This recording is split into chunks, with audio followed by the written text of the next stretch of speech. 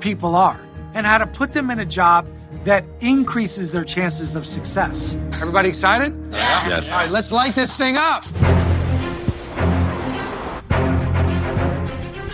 Good morning. Oh, good morning. How are you? Let's do this. Good to see you. You too. Good morning. Good morning. Good morning. So I brought you guys out to Hinsdale, which, as you know, is a suburb of Chicago. And I bought a historic building that's been here since early 1800s. And I'm renovating it to just preserve it and bring it back to life. And it's really up to you guys to resolve the lighting for the entire building. So, Whoa. What's gonna go in here? shouldn't matter. This is a building preservation project. Part of what I want to see is your process. Sure. I'd like to put on a beautiful event to reveal Hangout Lighting to the Chicago construction, real estate, architecture community. We need lighting both for aesthetics and for light. We've never actually done much design consultation. I'm not looking for you to consult. I'm looking for you to solve the problem. I think this is 100% doable. Even not having a designer, this does not seem like out of the realm of possibilities. I feel like our style doesn't exactly fit the current style. I think it'll be a little bit more modern. Maybe some of those spoke, those like the brass spoke. I think anything with a cage too.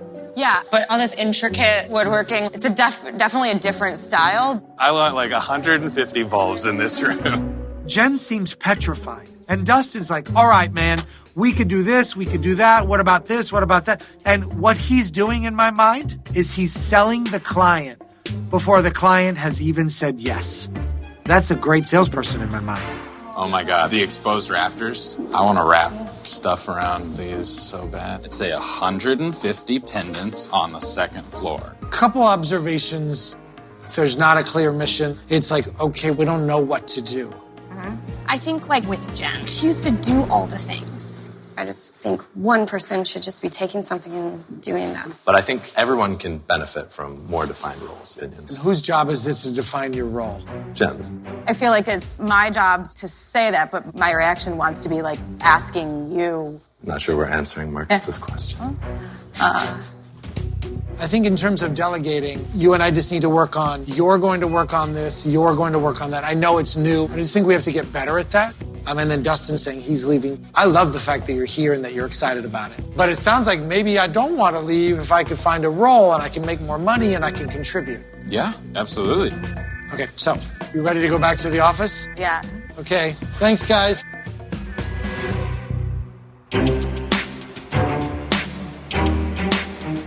So I want you to go through and put people in defined roles so they understand what their contribution is to the team.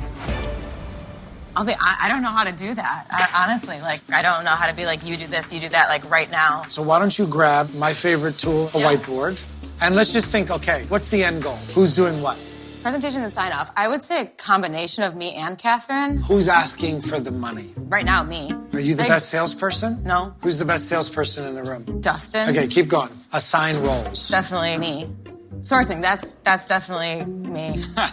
Your name is already on this list 3 times, Jen. But- it's already too much. It may be hard for Jen, but delegating specific roles to people on her team are going to be what's required to move this company forward. All of us want to contribute and be a part of it. And you like to do this because maybe you feel like you have to. We want to help.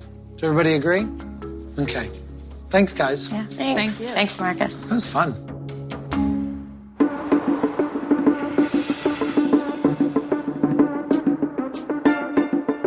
Hi. Hi, Marcus. You want to talk? I would love to talk. Okay. I received a phone call from Jen wanting to discuss the deal that she made with me, and she wouldn't tell me good or bad. She just said she wanted to see me. I made a deal that I think is giving up more equity than I would want to right now. I was thinking something closer to $150,000 for 10%. I'm not comfortable with you slashing the equity. I never look at myself as a checkbook. Right. And so when I put together what you said to Brian, you talked about the fact that maybe you didn't even know if you needed Brian. And now what you've said to me, it's hurtful. I was concerned that because we're a less struggling business, that it would be easy for you to kind of forget about us and let us just keep making money. Do you worry a lot? Sure, I think I have a lot of anxiety. You worry too much. Yeah. the 150 for 10, it doesn't work for me. Right.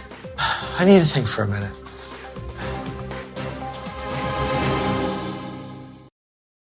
Jen is basically backpedaling on the deal that we made. And while I like her business and I like her creativity, I'm really struggling with how she's viewing me. Can I borrow you guys for a minute? So maybe chat over together? I'm not there to save the owner. I'm there to improve the business. And the business involves everybody. So Jen came back to me and said, instead of you having 25%, I only want you to have 10%. So you guys are going to help me make this decision. Does this business need another set of hands and eyes? If it wants to be more than it is right now, then yes. She could use another set of hands around here, yes. Hey, Jen. Yeah? So I think what I heard from the team is that they believe the business could use more structure. They want a career here. I know that my offer was $250 for 25%. I will go down to 20%. I will also change my number to $200,000, not $250,000. If I go to $200,000 for 20%, then 5% of that will go into a shared bonus plan for them. Yeah. So we're all growing together. No, I think that sounds wonderful. I think that's a great compromise for everybody in this room. So do we have a deal? Okay. Okay. Thank you, All right. Marcus. More than anything else, Jen is fearful, and I think she hates change. And the idea of sharing equity is to give her an example of how bringing other people into the fold will allow the business to be more successful. All right, guys. I'll see you later, okay? All right. Good evening, guys. Good luck. Good night. So when you first walk in, the entryway, we have this big gold dome. We thought it was perfect for a traditional grape cluster. There's this really grand atrium that was both a challenge and an opportunity to create something that fit the space. It's been a week, and Jen has put together a presentation wanting to show me all the progress that's been done on the Hinsdale job. This looks badass. This, for me, hits the mark Got on it. a lot of levels. What's the thing that's different in this room right now that allowed this to happen? I wouldn't have let Catherine spend the amount of time she did on this. I went, we've got budget to work with. We're doing everything. Let's pull out every bell and whistle we got and every resource. So what you're saying is if you actually brought other people into the process and you let them do their job, Yes. that they could do great work. Yes. Oh, I'd like to have the grand opening in the next couple weeks. Where's everybody that was at Hinsdale? Who's missing? Dustin. Where's Dustin? He decided to leave to work on his own business. We had offered him a sales position last week. We started working through that with him, and yesterday came to the conclusion that it wasn't really right for both parties. We have talked extensively about making people on the team feel like they're valued here and that they have a future, a career here. And then 1 week later, Dustin, who's got a lot of energy and a lot of enthusiasm, well, Jen just lets him walk out the door? Do you feel like he's qualified to do the job? No. And you're not qualified to Yeah. be a leader just yet. Okay.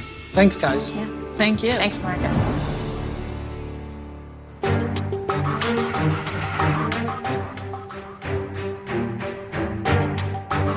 What's up? What are you doing, my man? I'm here working. Getting work done. Is this your place? Yeah. So, are you officially gone from Hangout? Officially gone. What happened? A lot. So I was going to take a sales position, right? At first, that was going to be in-house. Great. Take anything that walked in, work on everything. Commercial jobs? Yeah.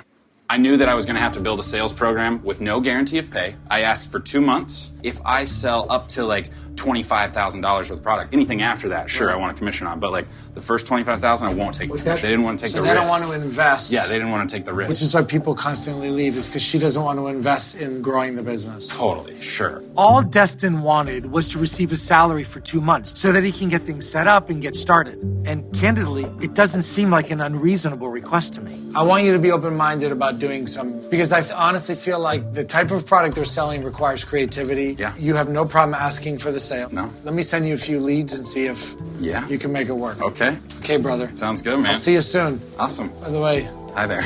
bye there. Bye there.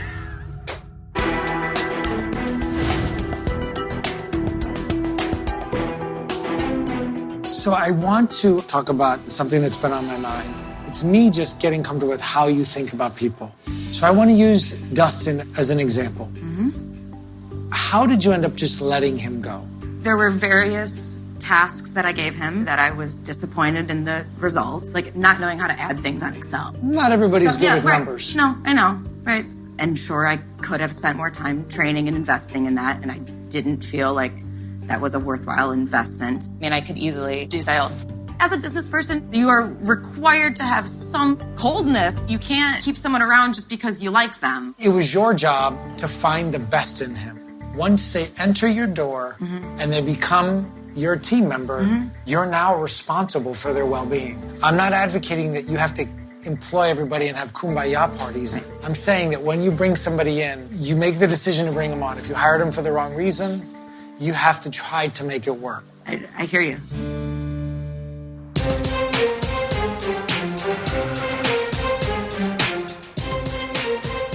Hi.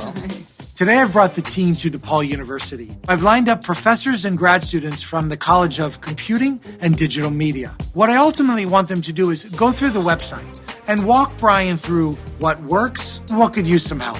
What percentage of your total revenue comes specifically from this website? Maybe 40%. And the balance comes from? Etsy?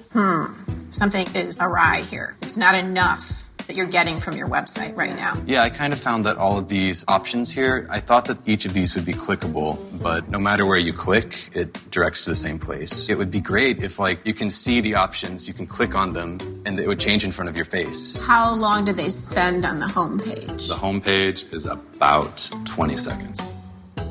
That's a huge amount of time. What is that telling you that the user is doing? It appears that they don't know what to do. It's very important to know your analytics. You can make dashboards of your analytics to answer some really powerful business questions. Do you already have a couple of dashboards? No, I started setting them up. Should we have dashboards? So this is the most important thing that you need to do. Have you done any usability tests? Nothing formal, no. So that means you actually go out and talk to the users, let them build a light from start to finish. Ask them to try the task and you watch them, you'll see problems that you probably wouldn't expect. All right. Thanks, guys. Problem with the website, it's not user-friendly, and it doesn't generate revenue. Because the goal behind the do-it-yourself, make-it-yourself product is that you could visually do it yourself and make it yourself. They gave you a roadmap of what they think should be done. Did you not know that those resources were available? I know that they're available. We didn't treat it as I'm running the project. I, can present to Jen and have her sign off. It was at every stage, Jen was like, this is how we're going to build it. I would say that I used to manage SEO at my last company. I went to school for marketing. I want to talk. I have a lot of technical knowledge. I've taken user experience courses, and I can do the job. Jen, are you willing to give him a chance to do that job? Yeah, absolutely. We need to have clearly defined goals for exactly what I'm doing. Tell him what you expect. I don't want you to go through the process saying, I'm going to let him do it, but ultimately I know I'm not going to really let him do it. Have you ever done that to somebody? I don't know how to answer that. It's a yes or a no? Yes. So if the answer is yes, then you have to give him right now clear tasks so that he can succeed. Jen's not going to be clear with you. I'll be clear. We need a website right now, and we need it to be good. All right, let's go to work.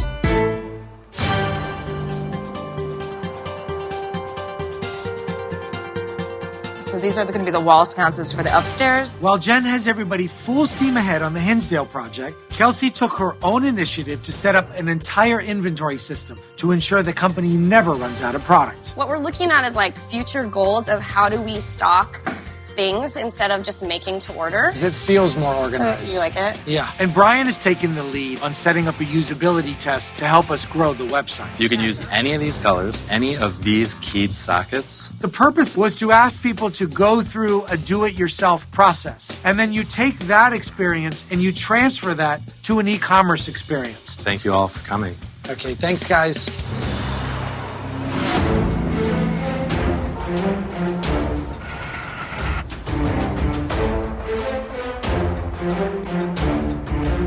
I came by to see all the progress. So what's different? Well, so I set up new dashboards in Google Analytics so we can better understand who's using our website, what they're doing, and why they're doing it. Okay. It's helped a lot. When we showed the focus group this page, they had a number of comments.